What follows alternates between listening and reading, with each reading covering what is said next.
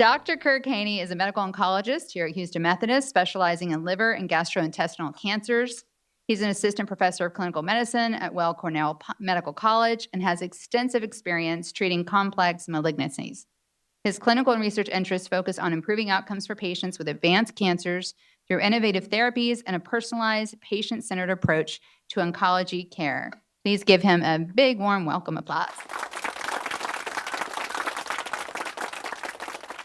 Thank you to the Blue Fairy organization and to Dr. Kadali for inviting me here. She thinks I'm being facetious, but I learn a lot from these lectures. In today's lecture, I learned that I could indeed still remember how to tie a tie in the morning. And the second major event is really the most difficult, which is talking to lay people as opposed to physicians, trying to make sense of what the heck you're talking about. And I always find these lectures to be particularly educational to myself when I do it, trying to use words, phrases, and concepts. So I'm talking about systemic therapies. And so I can start off right off the bat by saying, what the heck is a systemic therapy? What's a system?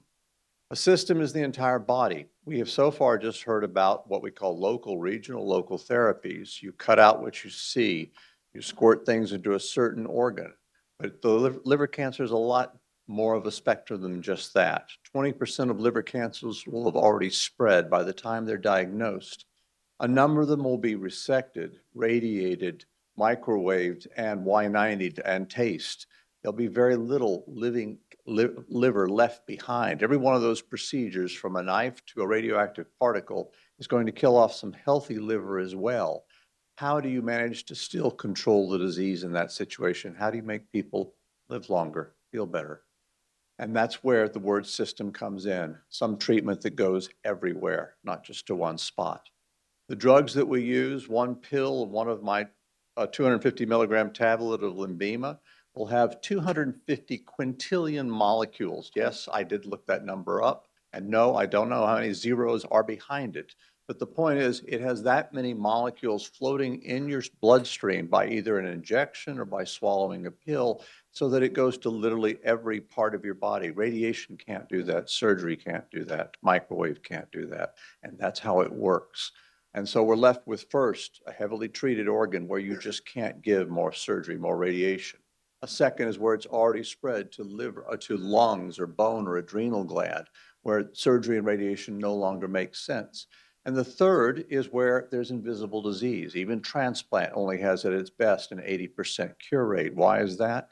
Because at best of our technology can detect 1 billion cells, the tip of my finger, a cubic centimeter. If it's 100 million cells, you're out of luck. We don't see it. It's invisible. It's going to grow only by drugs that literally exist in the 250 quintillion quantity that circulates through your body. Can we wipe out that invisible disease that is not able to be detected, is not able to be seen, and yet may raise your cure rate, or even, might even say, cause a cure sometimes with these drugs? The next word is therapy. So that really is just a synonym for drugs. Drug therapy is the newest kid on the block in terms of treating cancer. Surgeons have been trying to cut out cancer for best I can tell 100,000 years, and we know how that worked out. The second is radiation therapy. It developed about the 1880s.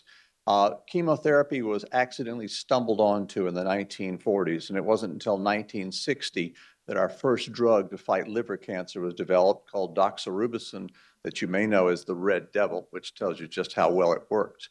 But the 1960s was our first step in trying to do it. It made the tumor shrink, wasn't that nice, made people sick and miserable, that was not so nice, didn't make anybody live longer. We don't call that a success. So what do we have nowadays in drugs therapies? One is chemotherapy, and chemotherapy is a sledgehammer. It damages DNA, destroys processes, and in so doing, it kills normal cells just as much as it seems to kill tumor cells. We look for drugs that hurt the tumor cells more than the human cell, but the human cell gets roughed up quite a bit. Second major category is called targeted therapy. This is actually where we know where the machinery went wrong, why cancer is caused, what's happening. The targeted therapy looks for mutations and then looks for drugs that act on that mutation specifically rather than damaging the rest of the human body. That's the goal, at least. We still see side effects with them, but much less than the standard chemotherapy. These directed therapies are often called TKIs, tyrosine kinase inhibitors. They're often pills, but not always. But these in turn have the promise of less toxicity and more activity, and that's one of the major forms of drug therapy. The third is immunotherapy, the enhancement of your body's immune system, in some ways the opposite of the sledgehammer approach of chemotherapy.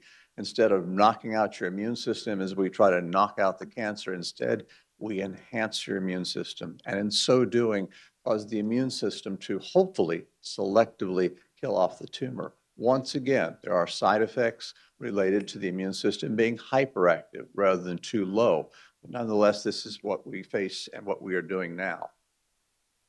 Chemotherapy remains our least favorite option. Vomiting, hair loss, nausea, low blood counts, what's not to like? Even our best chemotherapy from 2012 was tested against the 1960s Red Devil, and again found to have no advantages in terms of making people live longer. So let's move on. So what has happened is a timeline. And so again, I'll remind you, surgeons, 100,000 years, 150 years for radiation therapy, 1940s, we get chemo, 1960s, a lousy drug. And in the meantime, it isn't until 2007, this millennia, that we finally have a drug that was worth a squat, and that was sorafenib. It took 10 more years before a second drug was developed, and then the floodgates opened in 2020, particularly with the onset of immune therapy that we'll talk about.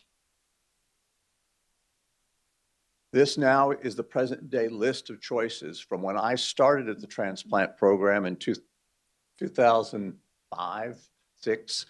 There was nothing. I had the Red Devil, which we didn't do because we were smarter than that by then. But instead, a couple of years later, we developed sorafenib, and for the first time we could talk about things. And now you can see a whole list of new drugs. We have a number of choices of first-line therapies, now mostly immunotherapies. Others that are recommended for when people can't tolerate the immune therapy or that targeted therapy, the pills, the immunotherapy being more IV. And finally, we have second and third line options. And off in the right corner, we have, for the lucky 1 or 2%, some strange mutations that allow us to use even more exotic agents. Sorafenib, the first, in many ways, still being used to this day. It's a pill, it's taken twice a day, and what it did more than anything else was made people live longer. There's a quality of life as well. It has its side effects, diarrhea, rashes, tiredness, joint pains, but nonetheless, the doses are adjusted to where the quality of life is worth it, and people live longer. And it's before where we had nothing like that.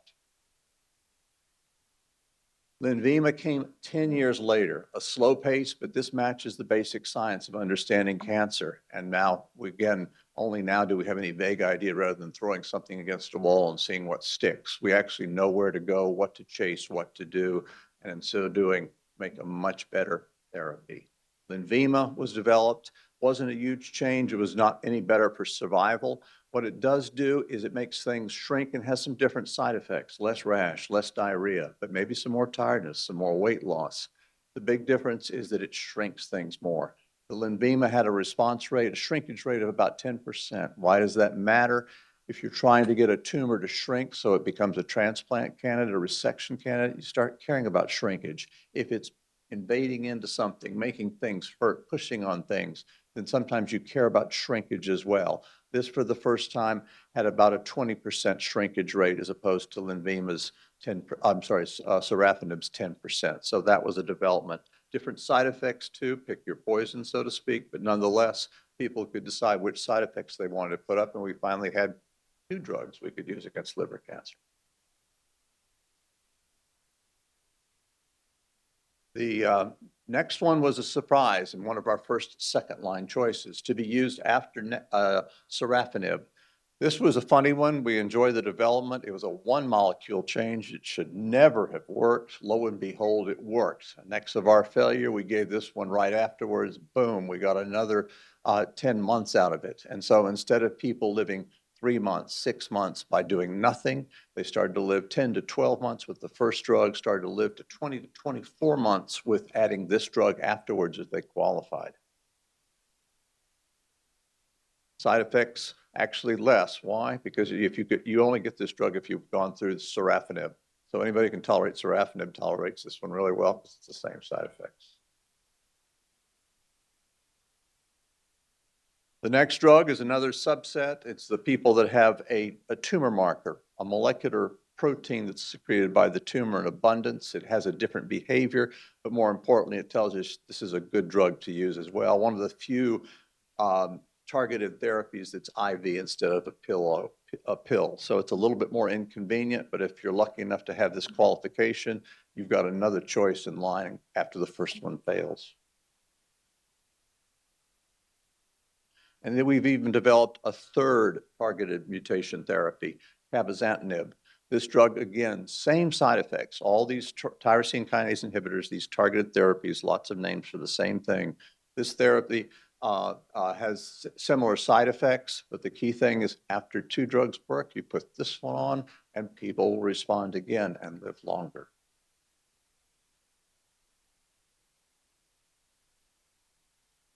But this was the big change, 2020. The world changed in a lot of ways. This is the first immunotherapy combination. Immunotherapy had already shown some spooky characteristics. Immunotherapy is a little weird, and when we do it as a single agent, it doesn't look any better than the old treatments. But what was weird about it was less side effects. What was weird about it was that there were a bunch of people that were getting third base hits and home runs 2, 3 years later, no signs of the tumor coming back. We weren't seeing that with old chemotherapy, and we weren't seeing that with targeted agents either. There was something spooky about this drug, even though on average it didn't seem to be doing better. It was combined with a blood vessel growth inhibitor called bevacizumab. And that's because these liver tumors are incredibly vascular. And we know that blood supply allows immune therapy to go further into the tumor. It allows an enhancement of the immune effect. So we put these 2 drugs together and the world changed. The big changes first was that the response rates, instead of being 10%, jumped to about 30%. If you put in controlling disease, not letting it grow, letting years go by, which counts for the same in a lot of ways, then you only have about a 20% of people fail on this combination. 80%, the disease stabilizes, and 35% it shrinks markedly. 5 or 10%, it disappears entirely. And again, spooky stuff, it goes on for years. This drug then also has, we now have studies out to 3, 5 years out. I had a patient when it was first coming out in 2020. The patient is still alive 7 years later, no signs of disease. Weird stuff. It's not for everyone. This is not the average. The average is 18 to 20 months. But there are a bunch of folks, maybe a third to 25%, who keep on kicking, where we have the luxury of actually stopping this drug after 2 years and letting them coast ride. No side effects, sweet deal. The side effects, markedly better than those targeted agents. We don't talk about chemotherapy. Much better than those targeted agents with huge differences, the red being the side effects of the sorafenib, that first drug that I was talking about that we still love because it was so much better than nothing at all. But on the left, you can see the comparison graphs of the different side effects, far less side effects than sorafenib or all the other drugs that I had mentioned before, because they're all very similar: diarrhea, rashes, tiredness. This was, for many people, they take it and they don't have side effects. Some have some tiredness. Others can have cough, diarrhea, and joint pains, don't get me wrong, but compared to what we were dealing with, we love this combination. The Himalaya trial was a different one. It did 2 immunotherapies instead of a blood vessel growth inhibitor and an immune therapy. And it also was found to be very successful. And as you can see on the curves over here, going out to 3 years, we have a continuing, almost flatlining of where after you make about 2 years out, it looks like there's not many deaths that are occurring after that, as if things under control. Another nice thing about it was that it had one of the highest response rates we'd ever seen, 31% marked shrinkage rate, 5-year survivalships of 20%.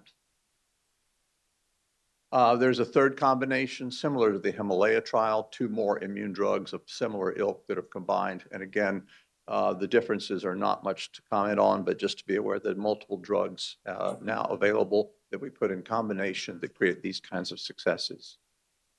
We went back and tried to then compare immune therapy with our original targeted therapies, so a pill with an IV treatment, seeing if that would make a difference. It was better than just the pill alone, but it's not strikingly apparent that it's any better than our double immune therapies or that immune therapy and that blood vessel growth inhibitor. As shown by this trial, where again, better than just the pill alone, but not necessarily better than some of our double IV agents of immunotherapy. Other studies, particularly Chinese studies, 2 studies have shown that there is some superiority in survival.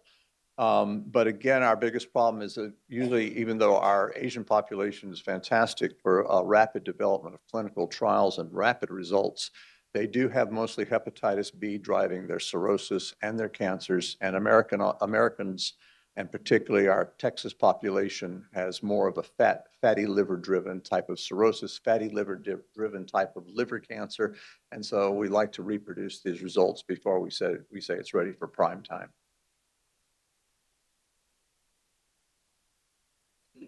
Houston Methodist, I think we're now #1 in the number of liver transplants performed in the United States. And it is because of this that we have intense study now, studies going on, trying to determine if immune therapy can be combined with liver transplantation. In some ways, it makes no sense. They're antagonistic. To let somebody else's organ live in your body, we must suppress your immune system. In order to fight the cancer, we must enhance the immune system. Doesn't make sense. Nonetheless, that's what we're trying to do. One is to put people through immune therapy, and like the radioembolizations, like trying to do what we call bridging therapy, keeping people alive for transplant. We're trying to use immune therapy in the beginning to try to keep people on this earth long enough to get a liver, but yet let it wash out of the system so it won't conflict with the suppression we have to do to keep somebody else's liver alive in your body. And so for that, we're trying to get timing down and doing a lot of studies trying to see just how safe it is. We have other methods of also using it afterwards. So as mentioned, liver transplant's not a cure-all. We do have 20% of people coming back in the best of circumstances. There's some people with more risk factors where we'll see a 60% recurrence. What to do with them when they come back? Well, we've talked about those targeted pills. So we do that first, and that will work. But the real question is, when those targeted pills don't work, could we go back to immune therapy? In liver transplants, often many people have almost no immunosuppression. After about 1 to 2 years, we can often get rid of their drugs, as alluded to by the talk about a pregnancy. Similarly, by getting rid of the drugs, we have the opportunity to maybe reintroduce a hyperimmune system with these drugs to fight the cancer that's come back. And we have had already experience and are doing papers and studies trying to figure out how well we can do it, when we can do it, how long we need to wait before it's a good idea. But certainly I've had several patients now that are tolerating immune therapy after their liver transplant. We just need to get a more precise definition of when to do it and when it's safe.